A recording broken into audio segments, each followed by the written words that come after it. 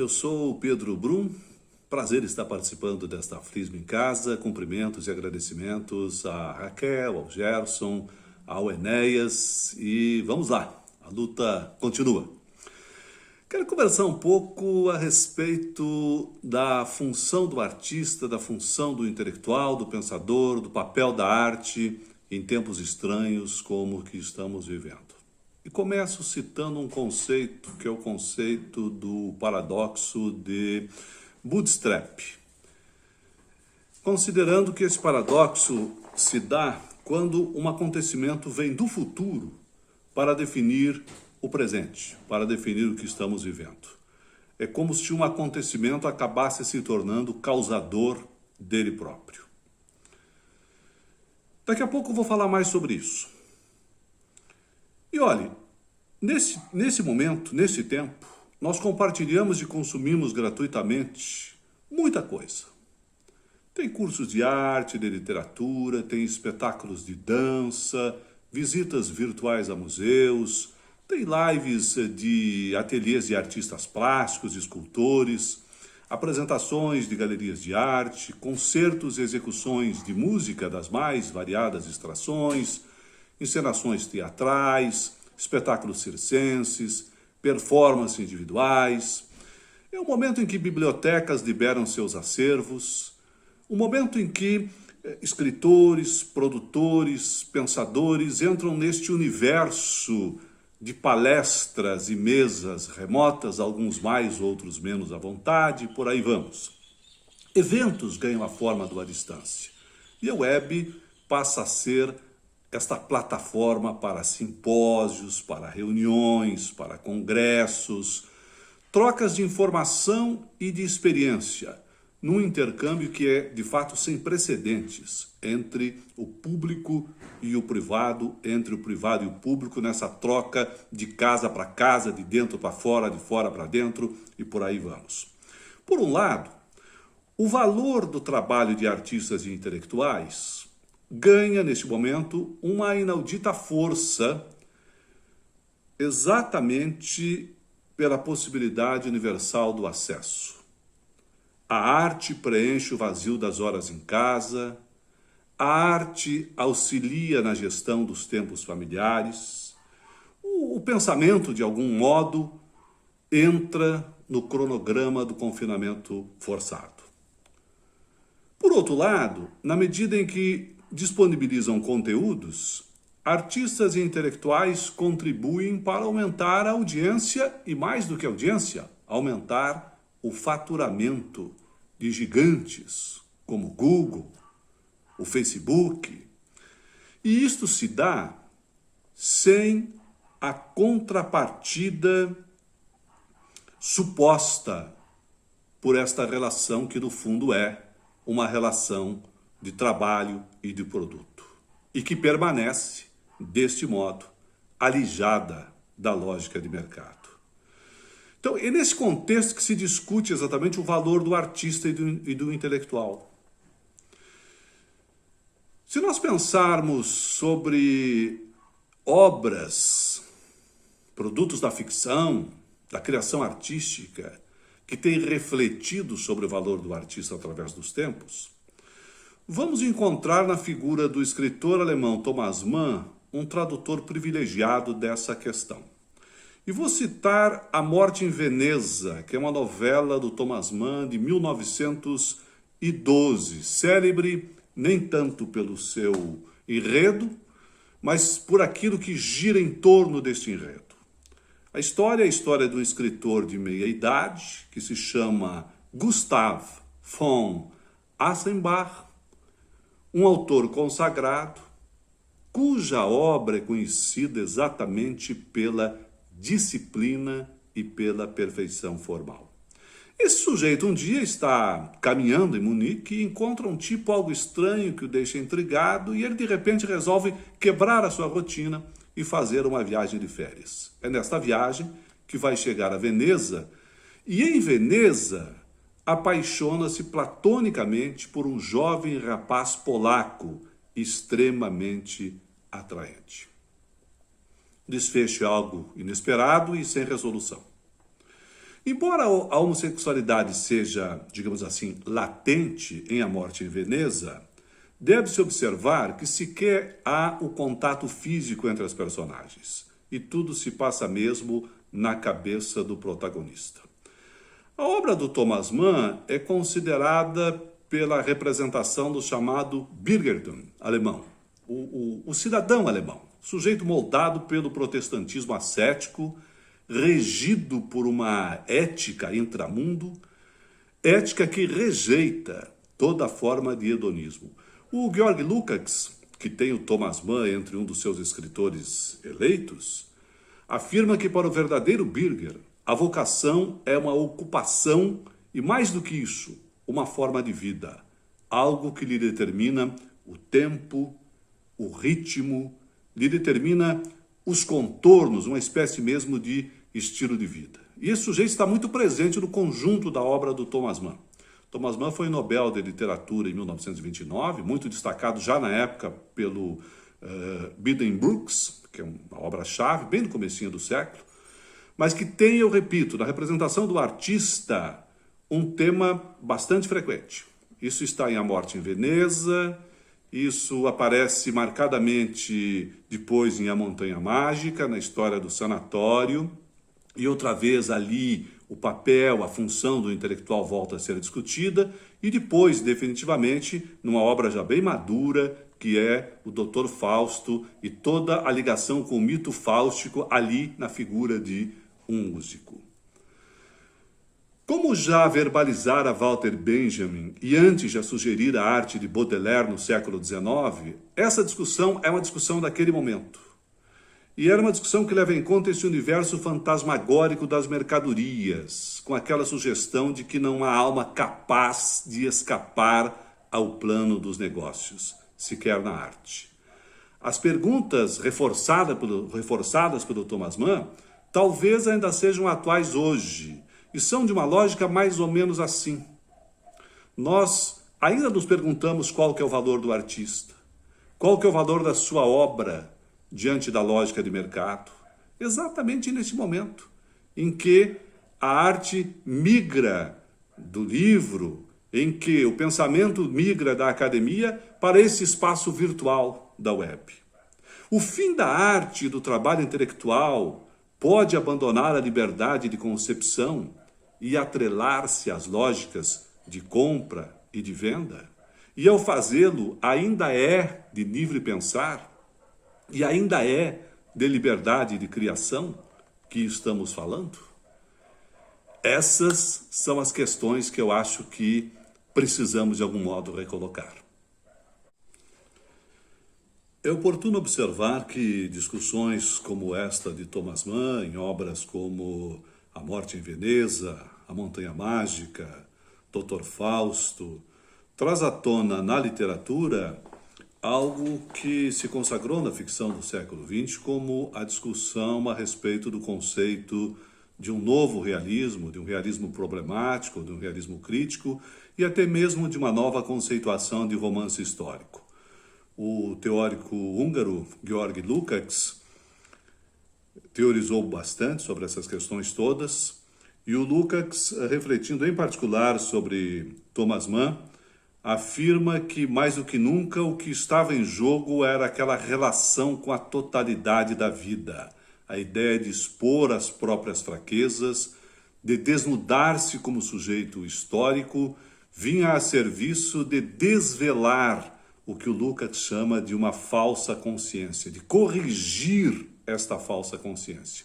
E é isso que leva nos anos 30, curiosamente, o período em que o nazifascismo está em alta na Europa e em outras partes do mundo, o Lukács a fazer o seu ensaio famoso, chamado Romance Histórico, no qual ele vai defender que o romance se torna histórico toda vez que ao relacionar o passado com o presente com o passado, o faz justamente para denunciar os momentos de crise e de incerteza e buscar corrigir o que o Lukács chama de falsas teorias, falsa consciência da época e engodos da própria literatura. Daí vem uma discussão que é ampla, porque a partir daí também tem na contrapartida da valorização da ficção histórica e do realismo crítico, o que o Lucas falou contra as vanguardas, por exemplo,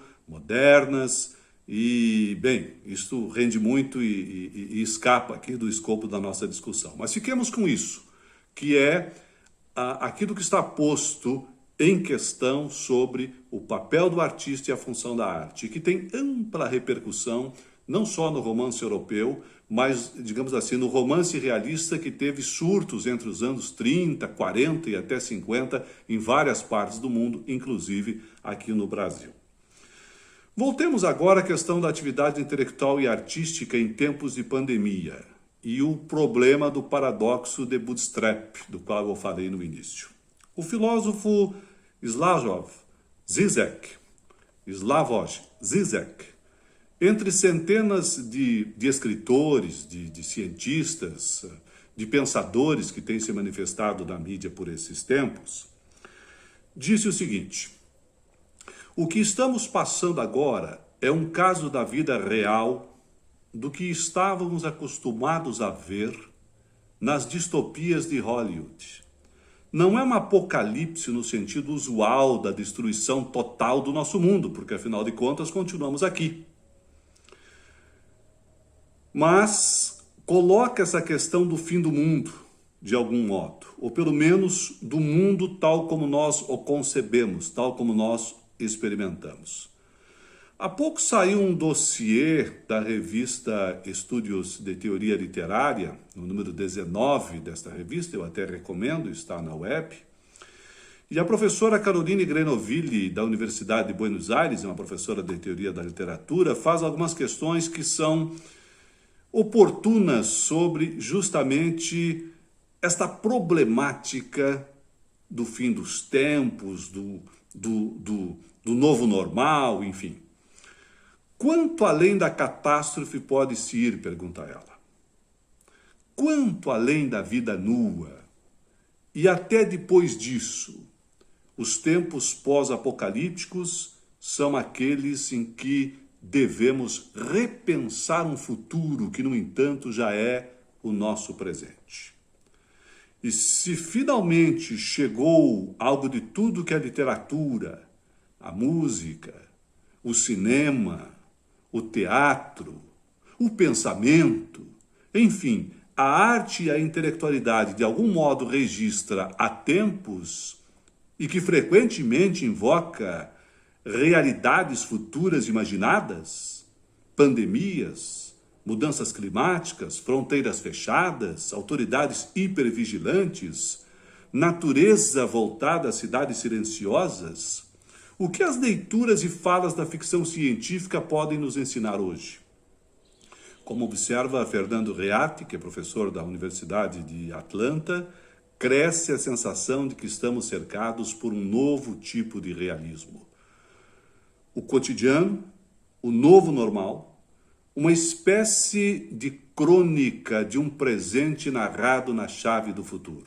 Ler Aldous Huxley ou George Orwell hoje talvez sirva para verificar o que foi antecipado e já aconteceu. Este é o paradoxo de Bootstrap, que inverte nossa lógica de olhar. Ao invés de mirarmos de trás para frente, nos pegamos mirando de frente para trás. Nossos sentidos tendem para o futuro que parece mais remoto, algo vago, algo distante, a despeito até de poderem romper daqui a uma semana, um mês, ou no ano que vem. Mas como ele será? Como será ou como é mesmo o novo normal? O que ele nos diz ou o que ele nos dirá dos tempos que estamos vivendo? A verdade é que no Brasil do coronavírus, nós sabemos que a vida vale pouco. Estamos em meio a uma necropolítica sem disfarces que dá guarida àquilo que se dissemina no mercado das fake news.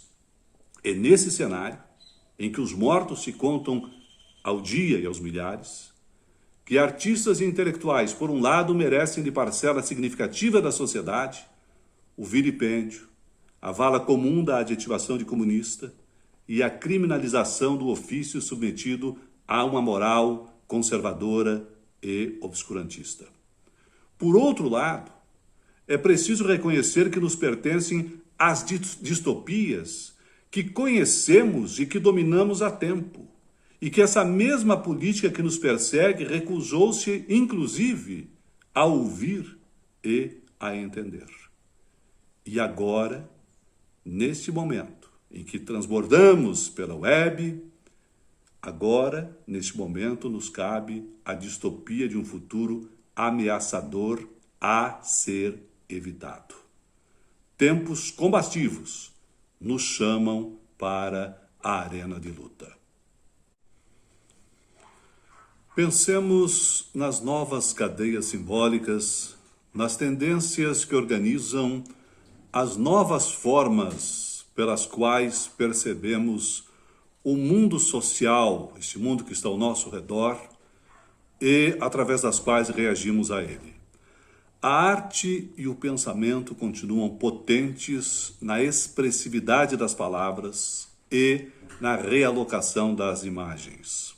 Na época de comunicação instantânea, revaloriza-se, readequa-se de modo resiliente a arte e o pensamento, que se mostram capazes de responder com um regime estético no qual as palavras já não são unicamente instrumentos para dar voz a uma verdade anterior. Elas encontram a verdade em sua própria expressividade e não apenas no lugar da elaboração de uma história.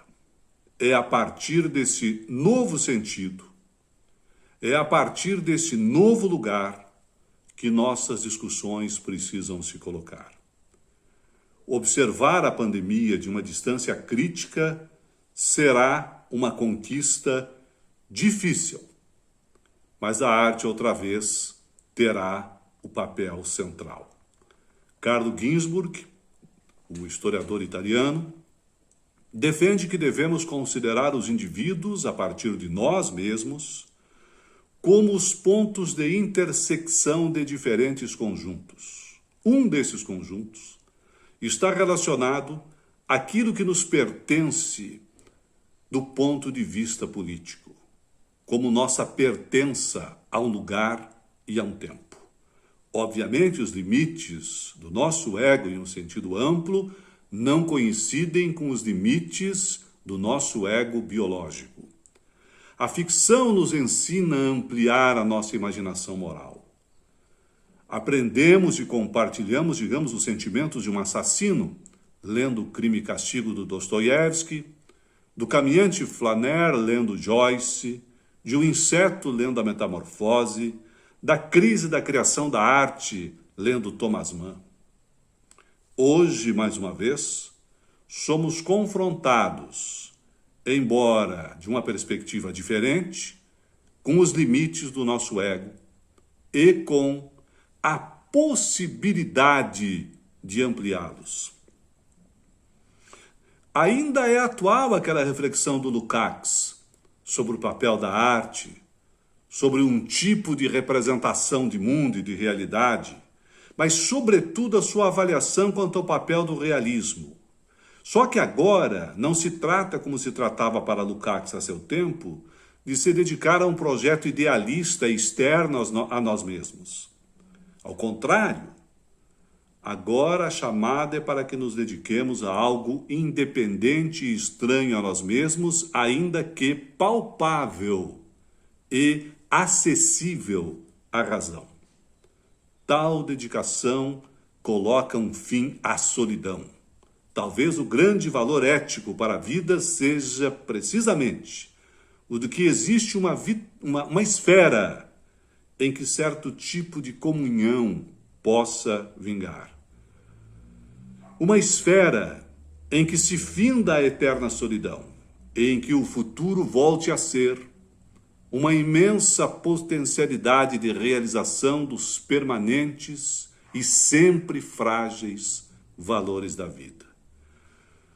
Viva o poder da arte, E viva a capacidade das palavras e do pensamento exatamente no rumo de resistir e de esclarecer. E claro que de sonhar, imaginar e brincar. Eu quero encerrar citando um final de uma crônica que o Antônio Prata publicou na Folha de São Paulo no último dia 4 de julho, uma crônica que se chama 2050 Memórias da Pandemia.